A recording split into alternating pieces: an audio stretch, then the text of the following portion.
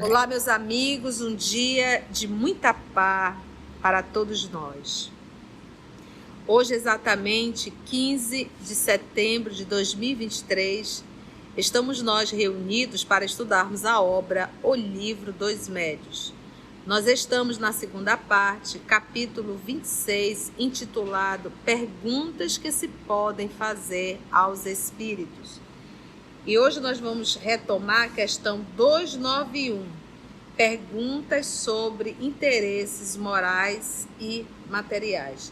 Vamos solicitar para a nossa irmã Aramita fazer a nossa prece de gratidão.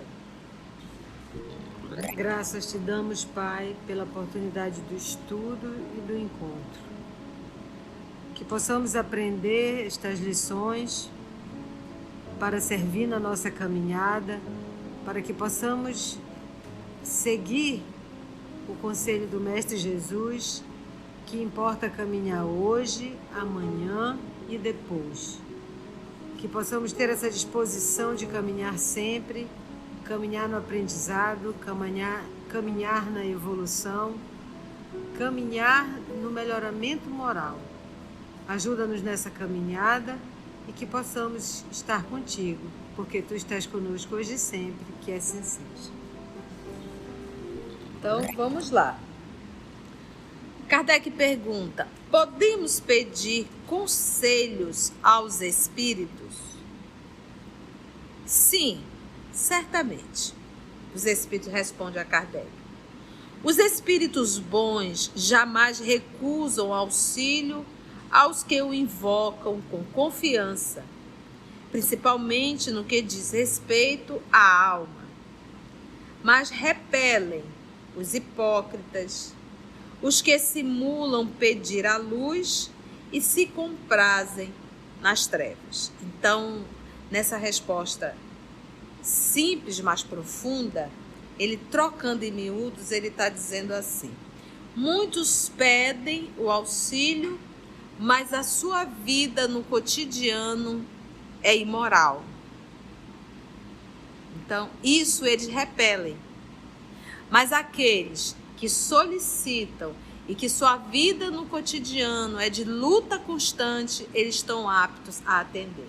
Por quê? O primeiro, eles estariam perdendo tempo. Se nós, os terrícolas, temos um tempo limitado, a nossa vida, o nosso cotidiano, a gente não está disponível, imagine esses espíritos nobres. Nós sabemos que o trabalho no mundo espiritual é muito intenso. Para quem está estudando o livro Voltei, do irmão Jacó, Psicografia de Francisco Cândido Xavier, o que ele fala? Que quando ele estava encarnado na instituição espírita, o trabalho era ali muito simples, né? Ele fazia aquele trabalho, ele distribuía as receitas, que ele pegava as receitas dos médios e ia distribuindo, ensinava, aplicava passe. Era aquele trabalho simples ali do dia a dia. Quando agora ele, no mundo espiritual, e que ele foi trazido à instituição espírita, ele tomou um susto de ver o grande trabalho de uma instituição espírita, no caso. Ele disse: é imenso, é muitos trabalhadores espirituais. E ali tomou uma proporção, um trabalho muito maior. Quando a gente estuda André Luiz, a gente tem uma ideia dos trabalhos que são realizados. Por exemplo, agora nos Mensageiros, nós estamos na casa do casal, estamos na casa do senhor Isidoro e da senhora Isabel.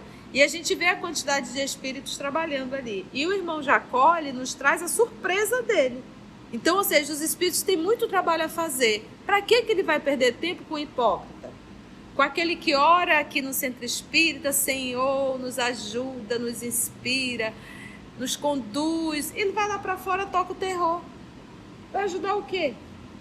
Por isso que ele diz: os espíritos bons jamais recusam auxílio aos que os invocam com confiança, principalmente no que diz respeito à alma, a minha condição de alma que eu sou. Mas repelem os hipócritas, os que simulam pedir a luz e se comprazem nas trevas. Questão de número... Alguma dúvida? Ficou claro? Questão de número 18. Os espíritos podem dar conselhos sobre coisas de interesse particular? Então, primeira foi uma forma coletiva, né? Podemos pedir conselho aos espíritos? Podem, claro. desde que para isso você tenha uma conduta. Aí vem a segunda pergunta. Ok, posso pedir conselho. Agora, posso pedir de ordem particular, alguma situação que eu estou vivendo? Assim, os espíritos podem dar conselho sobre coisa de interesse particular? Ou seja, deixou de ser para o coletivo, passou a ser algo para mim, direto para mim. Algumas vezes, conforme o motivo. E quando os espíritos dizem algumas vezes, é porque é poucas vezes mesmo. Então, você não vai ver em reunião mediúnica espírito vindo para estar dando conselho particular para A para B. Até porque, como nós somos farinhas do mesmo saco, vou trocar, eu estou falando de uma linguagem amazonense, agora eu vou trocar para uma linguagem universal. Como nós somos espíritos praticamente no mesmo nível moral, com as mesmas encrencas morais, com os mesmos vícios, com as mesmas paixões, o que eles falam acaba servindo para todos nós. A gente faz uma palestra e vê um post, nossa, você falou para mim, nossa, você falou para mim, nossa, você estava falando comigo, nossa, eu estou passando exatamente por isso. Mas por quê? Porque nós estamos dentro do mesmo nível. Então, o que os espíritos falam de forma coletiva acaba atendendo a todos nós. Então, com tanta gente passando fome, por que ele vai dar comida só para um? Tanta gente com sede, por que vai dar água só para um? Então não, vamos trazer alimentos para todos, já é difícil um bom médio. Então já que temos um bom médio aqui, então vamos dar água para todos, vamos dar alimento para todos, falando de água e alimentos morais. Entende isso? Então algumas vezes conforme o motivo. Conforme o motivo. Isso também depende daqueles a quem tais conselhos são pedidos. Então, primeiro momento, o motivo. Segundo, quem é que está pedindo o conselho? Depende daqueles a quem tais conselhos são pedidos. Aí entra mais uma vez. Se for aquela pessoa da questão 291 do item 17, ou seja, uma pessoa que pede, mas que vai lá fora e toca o terror, eles não vão responder. Os conselhos que se relacionam com a vida privada são dados com mais exatidão pelos espíritos familiares, que são os que se acham mais ligados à pessoa que os pede e por ela se interessa. Esses espíritos familiares não está falando de consanguinidade, mas espíritos que convivem, que estão próximos, que me conhecem. Como é que eu vou pedir um conselho de um... Todos os espíritos estão dentro de casa comigo? Todos os espíritos me conhecem? Todos os espíritos sabem o que eu passo dentro de casa? Não. Quem são? Os familiares. Quem são os familiares? Aqueles que estão de comum acordo com o meu nível. Aqueles que fazem parte dessa família espiritual. Quando o espírito de verdade, e é revelado a Kardec, que o espírito de verdade é um espírito familiar de Kardec, ele está querendo dizer que Kardec faz parte da família espiritual do Cristo. É um apóstolo do Cristo. Não só um discípulo. O discípulo é o aluno. O apóstolo é aquele que já aprendeu e sai a ensinar. Então, isso são os espíritos familiares, tá? Esquece consanguinidade. Familiar é meu pai, é minha mãe, meu irmão, meu tio. Nada disso. É afinidades. São dados com mais exatidão pelos espíritos familiares, que são os que se acham mais ligados à pessoa que os pede e por ela, pela pessoa, se interessam. É o amigo, o confidente dos vossos mais secretos pensamentos. Mas muitas vezes os fatigais, os cansais mesmo, com tantas perguntas banais que eles vos deixam. Perguntas banais, ficar aqui perdendo tempo. Seria tão absurdo fazer perguntas sobre coisas íntimas a espíritos que vos são estranhos. É aquilo que eu falei, o espírito não me conhece, não conhece o que eu estou passando, não sabe das minhas particularidades, porque pode ser um espírito que, volta a repetir, todos os espíritos estão dentro de casa. Aí você vai perguntar, mas tia, e Jesus conhece? É Jesus. Ele conhece cada uma das suas ovelhas. Agora, não compara um espírito, mesmo da segunda ordem, com o Cristo. Já não lemos as obras de André Luiz? quando os mentores espirituais vão a um trabalho, aí chega alguém, seu fulano, preciso da sua ajuda, o meu filho está assim, assim, assim. Ou seja, ele passou a ter conhecimento da dor daquela senhora porque ela veio contar.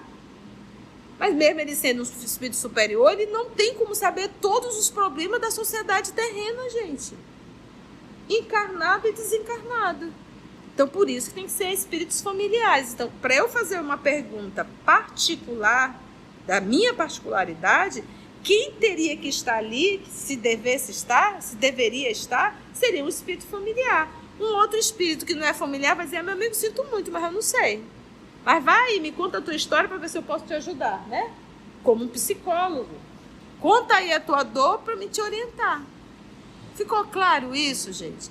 A gente tem que sair dessa ideia imaginária, sabe? Dessa ideia fantasiosa de que espírito sabe tudo.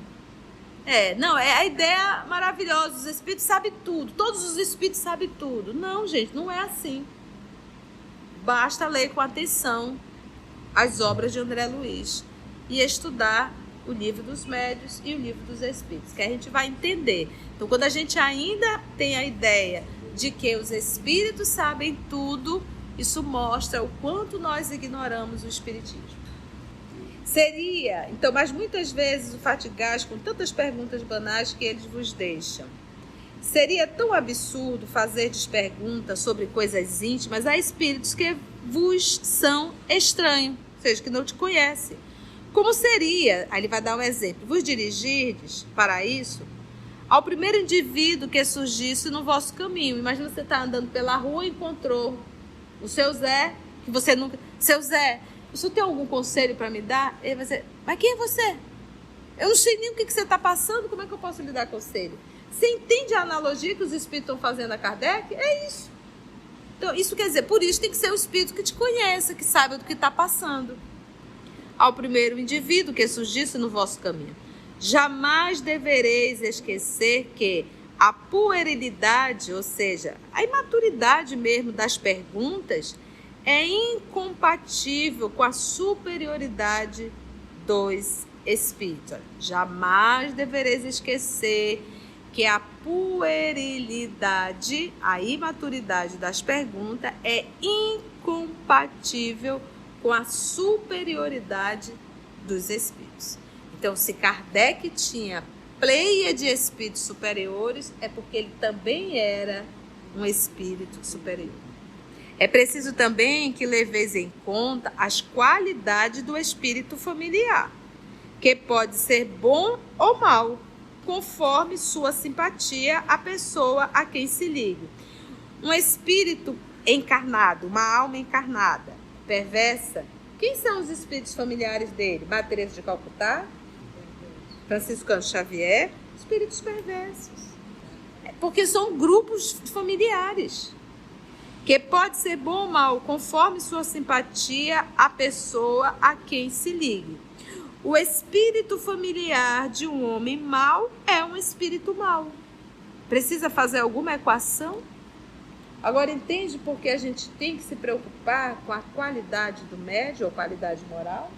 E quem são os espíritos familiares dele? Porque quando a gente pensa em mal, a gente mal ignorante, não. Existe mal extremamente inteligente e que faz um estrago. É um espírito mau, cujos conselhos podem ser perniciosos, mas que se afaste e cede o lugar a um espírito melhor, desde que o próprio homem se melhore. O semelhante atrai o semelhante. Pronto. Então, nós queremos a presença dos nobres, mas não nos esforçamos para nos tornarmos pessoas melhores. Logo, não o teremos. Ficou clara essa questão? 18? Vamos para o item 19, questão 19. Kardec pergunta ainda aos espíritos dentro do item 291. Porque aqui é perguntas que se podem fazer aos espíritos. Então, isso aqui é direcionado a quem vai conversar com os espíritos. É o dialogador. Aí ele vai para a reunião mediúnica, tá lá e diz, eu estou passando por um problema, eu vou aproveitar e vou perguntar aqui. O que você acha? O que você pode me dizer do que eu estou passando? Se o espírito não for um espírito familiar, ele vai dizer, uai, leia o livro dos médios, porque eu não sou espírito familiar. Eu estou aqui, mas eu sou um espírito, estou trazendo uma informação, um espírito nobre, mas eu não sou um espírito familiar dele. Então, é por isso que o espírito de verdade conhecia detalhadamente a vida de Kardec. Por quê? Porque era um espírito familiar. 19. Os espíritos familiares podem favorecer os interesses materiais por meio de revelações? Então, entrou aqui na área material, na área financeira. E ele pergunta, os espíritos familiares, ou seja, está ali na tua convivência, no teu dia a dia, dependendo do teu grau de evolução, podem favorecer os interesses materiais por meio de revelações? Então, vamos pegar, tem muitas pessoas que buscam determinadas religiões afro com intuito material e fazem perguntas e alguns espíritos respondem, mas são espíritos familiares, entende?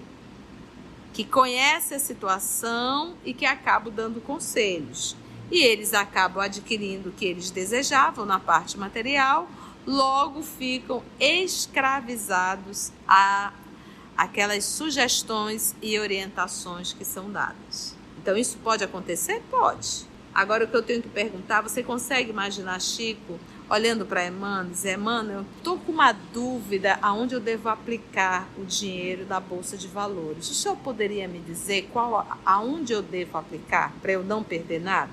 Você consegue ver Chico fazendo esse tipo de pergunta? A nossa querida Aramita está lembrando uma cena hilária, né? Qual é, Mita? Na vida do Chico, ele conta que o pai dele ficava chateado porque ele queria que ele perguntasse do Emmanuel os números da loteria, para eles ficarem ricos. É verdade. Doido para saber o número, né? Então, não tem... O pai do Chico está num nível de evolução, o Chico está outro. Então, consegue entender a seriedade. Por quê? Porque, na verdade, as necessidades do Chico, as materiais, é para ele se manter. Não havia necessidade dos excessos, nada disso, né? O tesouro dele era outro. Então, os espíritos familiares podem favorecer os interesses materiais por meio de revelações? Podem, e algumas vezes o fazem, de acordo com as circunstâncias. Mas ficai certo de que os espíritos bons, então, antes da vírgula é qualquer espírito. Depois da vírgula ele vai dar um adjetivo aí. Mas ficai certo de que os espíritos bons jamais se prestam à cupidez, à cobiça. Os bons, os demais não. Os maus fazem brilhar 1000 atrativos diante dos vossos olhos. E o que mais atrai um terrícola, senão as coisas de ordem material? Um espírito vai e te diz, você tem que ter a árvore fulana de tal na sua casa, ela atrai dinheiro, aí tu corre e vai lá e pega a árvore. Você tem que colocar sal grosso na entrada do seu comércio, aí o cidadão vai lá e taca ali sal grosso. Você tem que, e pronto. Mas na verdade é o quê? A cobiça. E sempre terá espíritos dando essas dicas, esse recado. Buscai e acharei, batei a porta vos será aberta. Os maus fazem brilhar 1000 atrativos diante dos vossos olhos, a fim de vos excitarem e depois vos mistificarem pela decepção. Você comprou 3 quilos de sal, colocou lá e nada da clientela. Aí você diz, isso tudo é mentira. Mas se você colocou 3 quilos de sal e deu certo, pronto, estás escravizado. Sabei também que, se fizer parte da vossa prova que passeis por tal ou qual vicissitude, os vossos espíritos protetores poderão ajudar-vos a suportá-la com mais resignação. Porque, às vezes, algumas dificuldades financeiras fazem parte do teu processo de aprimoramento. Uma coisa é tu adorar a Deus com 5 milhões, a outra coisa é tu adorar a Deus com 5 reais, ou sem nada. Porque é nas dificuldades que nós somos testados, não é nas facilidades. A riqueza, ela é uma prova, a pobreza é outra prova. Cada um com ensinos particulares. Na pobreza eu tenho lições particulares, na riqueza eu tenho lições particulares. Na pobreza aguça sentimentos em mim bem diferente daqueles que aguçam quando eu estou na riqueza. Por isso é que eu tenho que estagiar. Poderão ajudar-vos a suportá-la com mais resignação e, algumas vezes, até mesmo suavizá-la. Então, isso os espíritos podem fazer, me dar força para passar e resignação. E algumas vezes pode até suavizar. Suavizando, às vezes, colocando inclusive pessoas no nosso caminho, colocando situações que diminuem a dor. Isso é o que? Suavizar, mas ele não tira. Por isso que Jesus diz assim: todo aquele que estiver aflito e sobrecarregado deve buscá-lo, que ele vai o quê? Aliviar. Vou aliviar, mas ele jamais vai tirar o fardo. Eu vos aliviarei, mas ele não tira fardo de ninguém. Por quê? Porque o fardo não é uma punição, o fardo é uma lição, é um aprendizado. Mas no próprio interesse do vosso futuro, não lhes é permitido livrar-vos das vossas dificuldades. É por isso que um bom pai não concede ao filho tudo o que este filho deseja. E aí tem uma observação aqui de Kardec, eu vou pedir ajuda da nossa irmã Aramita para ler. Observação. Os nossos espíritos protetores podem, em muitas circunstâncias, indicar-nos o melhor caminho, sem, entretanto, nos conduzirem pela mão. Ou seja, temos que caminhar. A não ser assim, perderíamos o mérito da iniciativa e não ousaríamos dar um passo sem recorrer a eles, com prejuízo do nosso aperfeiçoamento. Vocês me permitem que é algo muito interessante. Então, se o espírito chega e diz assim, vai lá e põe 3 quilos de sal e der tudo certo, você se torna refém desse espírito. E ficou claro que foi um espírito que te disse para fazer e você fez e deu certo. Então você se torna refém. Tudo que você for fazer, você acaba perguntando desse espírito. Aqui, o que ele nos fala? O nosso anjo da guarda, ele nos intui. Chega aquela intuição e a gente não tem muita certeza se é nosso, se fomos nós que elaboramos, ou se foi um espírito que deu. E isso não interessa realmente. Isso não é importante para os espíritos. O que eles querem nesse momento aí, porque eles respeitam o livre-arbítrio. O único que não respeita o livre-arbítrio é espírito perverso. O espírito perverso, ele é um obsessor. Ele quer que a vontade dele seja realizada. Um espírito nobre, ele respeita a lei divina, que é justamente essa lei do livre-arbítrio. Então, o que eles fazem ali? Qual é a ideia? Eles dão uma sugestão que chega como uma intuição e a pessoa tem a livre escolha. Ela vai escolher, é ela que vai andar com os pés. Ela não sabe conscientemente, foi um espírito que me disse. A gente vê uma ação direta de Emmanuel na vida de Chico. Chico é um espírito superior. Tanto é que o Emmanuel disse, a tua vida foi confiscada. Chico viveu 100% para o espiritismo.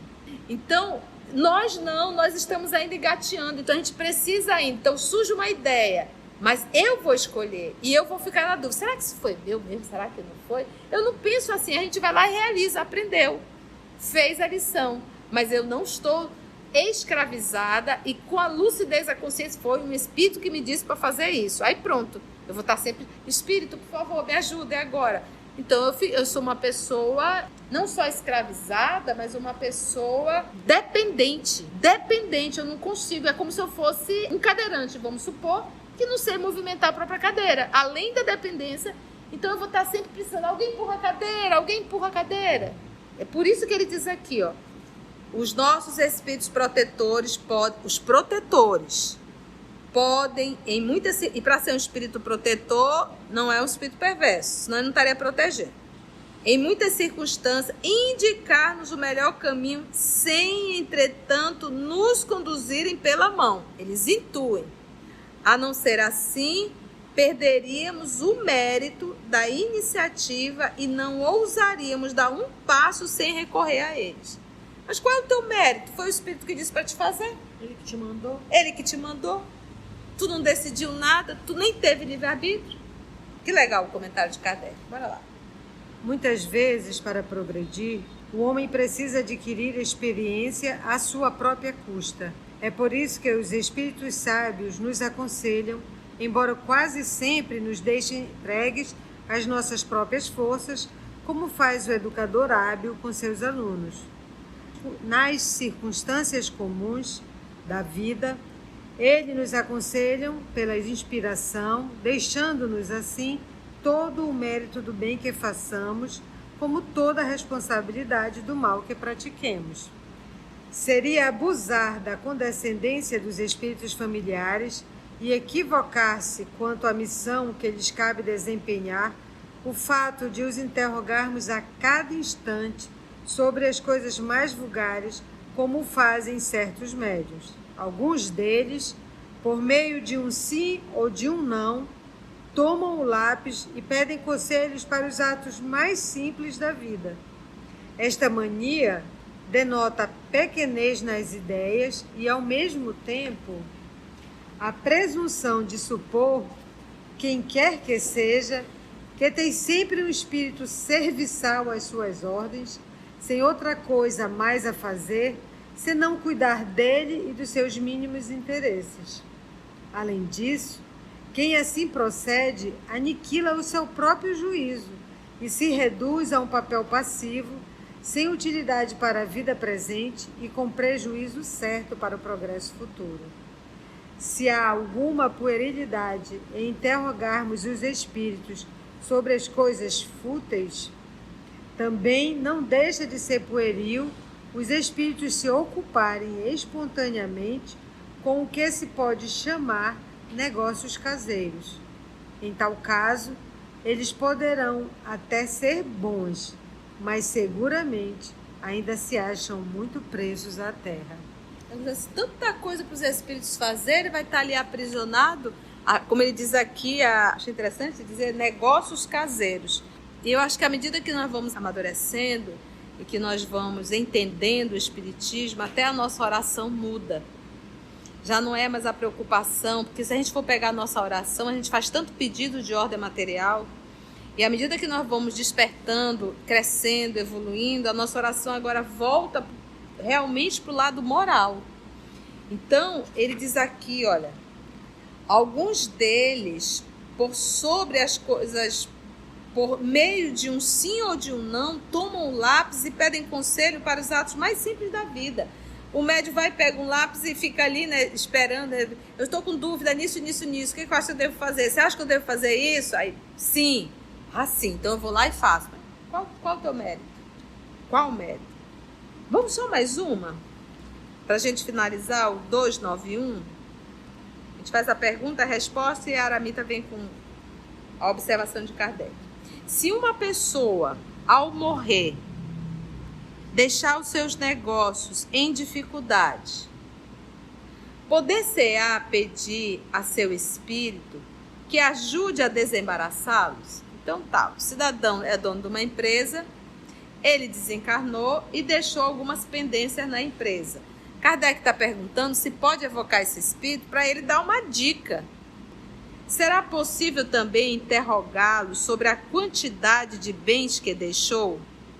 Caso não se conheça a quantia, desde que isso se faça no interesse da justiça. Entendeu a pergunta?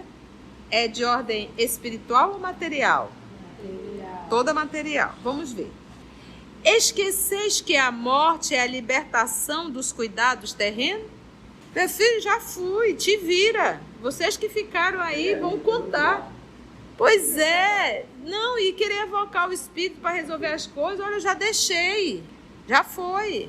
Imagina, mãe, me diga uma coisa, o dia que a senhora deixou o arroz, Mãe, Como é mesmo aquela receita? qual é mesmo aquela receita, mãe, que você fazia daquele bife espetacular que eu sinto uma falta?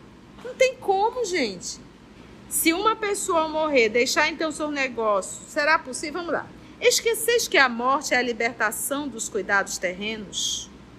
Julgais então que o espírito, feliz com a liberdade de que goza, venha de boa vontade retomar a cadeia de que se livrou e ocupar-se com coisas que já não interessam, apenas para satisfazer a cupidez, ou seja, a ambição de seus herdeiros, que talvez tenham ficado satisfeitos com a sua morte, na expectativa de que ela, a morte, lhes fosse proveitosa? Entendeu? Mas não é mesmo? O cidadão que tem um dinheirinho, os familiares já estão doidos, morre, vai, que eu tô doida pra... Herança. Falar de justiça, mas a justiça para esses herdeiros está na decepção que eles sofrem a cobiça. É o começo das punições que Deus lhes reserva à avidez dos bens terrenos. Aliás, os embaraços em que às vezes a morte de uma pessoa deixa seus herdeiros fazem parte das provas da vida, não cabendo a nenhum espírito o poder de libertar-vos delas, ou seja, se virem, porque essas dificuldades se acham compreendidas nos decretos de Deus. Algum comentário? Devemos evocar os espíritos? É para acabar. Vamos ver a observação. A resposta acima desapontará, sem dúvida, os que imaginam que os espíritos nada de melhor têm a fazer do que nos servirem de auxiliares clarividentes para nos ajudarem não a subirmos para o céu, mas a nos prendermos à terra. Outra consideração vem corroborar essa resposta. Se um homem, por incúria durante a vida, deixou seus negócios em desordem, não se deve supor que, depois da morte, tenha mais cuidados com eles, porque deve sentir-se feliz de estar livre dos aborrecimentos que tais negócios lhe causavam. E, por pouco elevado que seja, não lhes dará mais importância como espírito do que como homem. Quanto aos bens desconhecidos que possa ter deixado, não há nenhuma razão para que se interesse por herdeiros ávidos que provavelmente já não pensariam nele se não esperassem tirar algum proveito da situação. Se estiver ainda imbuído das paixões humanas, poderá mesmo encontrar malicioso prazer no desapontamento dos que lhe cobiçavam a herança. Esse espiritão, achei foi bom, deixei tudo enrolado mesmo, que é para eles se virarem. Pode procurar. Pode procurar. Né? Foi um espírito, né, carregado, imbuído de paixões humanas, né? Ou seja, apego, a raiva, né? Se no interesse da justiça e das pessoas que lhes são caras, um espírito julgar conveniente fazer revelações desse gênero, ele as fará espontaneamente, e para obtê-las ninguém precisa ser médium nem recorrer a um médium. O próprio espírito dará conhecimento das coisas por meio de circunstâncias fortuitas e não por efeito de pedidos que se façam a ele, visto que semelhantes pedidos não podem anular de modo algum a natureza das provas que os encarnados devam sofrer. Pelo contrário, poderiam até agravá-las, porque são quase sempre indício de cupidez e dão ao espírito a prova de que as pessoas que fazem tais pedidos só se ocupam com ele por interesse. Se eu não tivesse esse interesse material, nem lembrava do desencarnado. Nessa encarnação eu tive uma experiência, eu conheci, na verdade, foi até a querida Luciana que nos trouxe. Como a gente estava estudando o livro dos médios, ela disse, eu vou te trazer um material. E eu gosto sempre de contar, é autêntico. Um senhor que trabalhava na área da saúde, e ele trabalhava na parte da radiologia, técnico em radiologia. E ele abriu um processo junto ao conselho deles, ele sempre ia lá para saber o resultado, vinha uma boa grana. Nada. E ele sempre brincava muito com a secretária. Um belo dia ele apareceu, mas assim, muito sério, não perguntou nada, não tirou brincadeira. Olhou para ela e disse assim: saiu o resultado? Aí ela foi, pegou matéria, olha, saiu. Não, ainda não saiu, mas me disseram que iria sair. Aí ele disse assim, pegou a caneta dela, escreveu no papel o telefone celular dele, isso não faz muito tempo não, e o telefone da residência dele, e disse assim: se eu não estiver lá, chame a minha esposa. E anotou o nome da esposa e assinou. Ele assinou e saiu. Uma semana depois, chegou o resultado. Ele tinha ganho. E a esposa estava passando mais necessidade. E aí, ela imediatamente pegou a ficha dele e ligou para ele. E ele não estava. Gostei de falar com fulano. Quem está falando? É daqui, do sindicato. Ele tinha um processo aqui e ele ganhou o processo. Ela disse, mas eu sou esposa dele, eu sou a fulana de tal, ele morreu.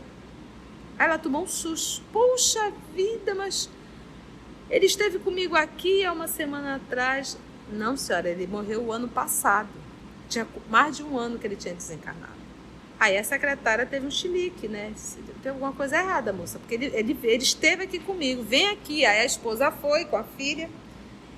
Chegou lá, ela disse, eu conheço ele sempre vinha aqui, foi ele que esteve aqui. E, inclusive, ele anotou. Aí pegou o papel, estava lá o telefone dele, o telefone da casa, o nome da esposa e a assinatura dele. Essa secretária é amiga da Luciana, né? Ficou desesperada, procurou a Lu. A Lu levou esse material para mim, ela tirou cópia, né? Aí eu disse, minha irmã, eu não posso ficar com isso.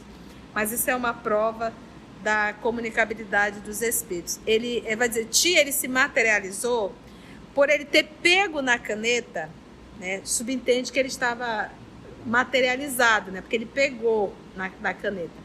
Mas só ela estava dentro da sala, só ela o viu. Então, é complexo isso daí, né? Então, você vê, é de ordem material, a senhorinha pediu, ela nem sabia, porque ele não tinha falado desse processo. Por isso é que ele diz aqui, nesse comentário, o próprio Espírito dará conhecimento das coisas por meio de circunstâncias fortuitas e não por efeito de pedidos que se façam a ele, visto que semelhantes pedidos não podem anular de modo algum a natureza das provas que os encarnados devem sofrer. A esposa não precisava estar passando pela agonia que estava passando, era um bom dinheiro, tinha esposa, tinha filhos, e ele no mundo espiritual, ela não ia saber, ou até descobrir essa confusão toda.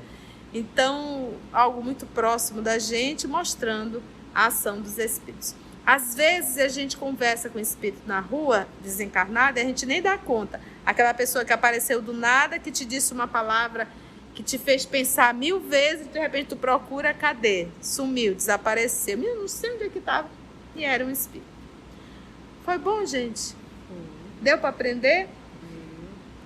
Se você chegou até aqui o final, deixa seu comentário. É muito importante a gente poder ler o teu comentário. Não esqueça de curtir para que possa divulgar a página, dar o seu like, né? E, se possível, faça a sua inscrição no nosso canal e toca o sininho.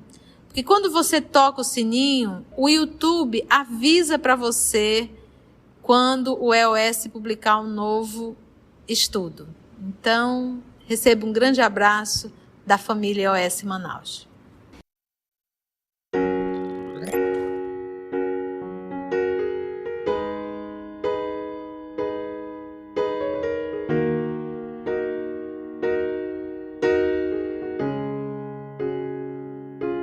Antes de orarmos em agradecimento, vamos ouvir algumas considerações da tia que destacamos neste estudo para a reflexão dos ensinamentos. Vamos aos destaques da tia?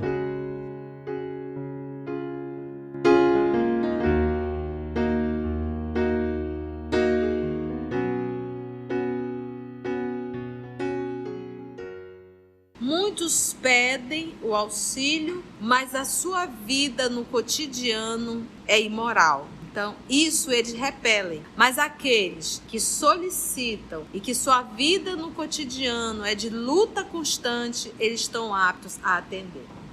Como nós somos espíritos praticamente no mesmo nível moral, com as mesmas encrencas morais, com os mesmos vícios, com as mesmas paixões, o que eles falam acaba servindo para todos nós. Então, o que os espíritos falam de forma coletiva acaba atendendo a todos nós. Então, com tanta gente passando fome, por que ele vai dar comida só para um?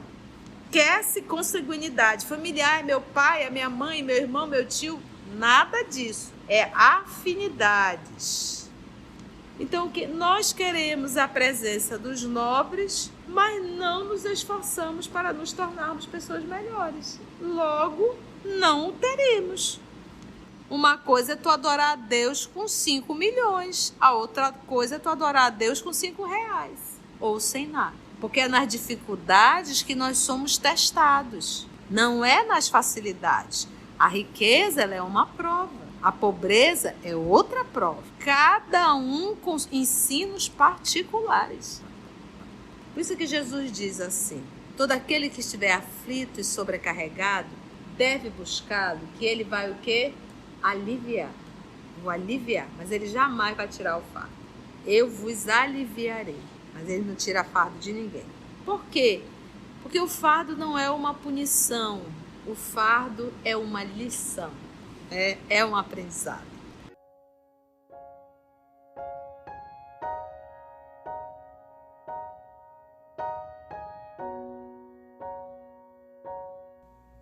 Assim, concluindo o nosso estudo de hoje e agradecendo o nosso Mestre Jesus por mais este momento de aprendizado, vamos orar?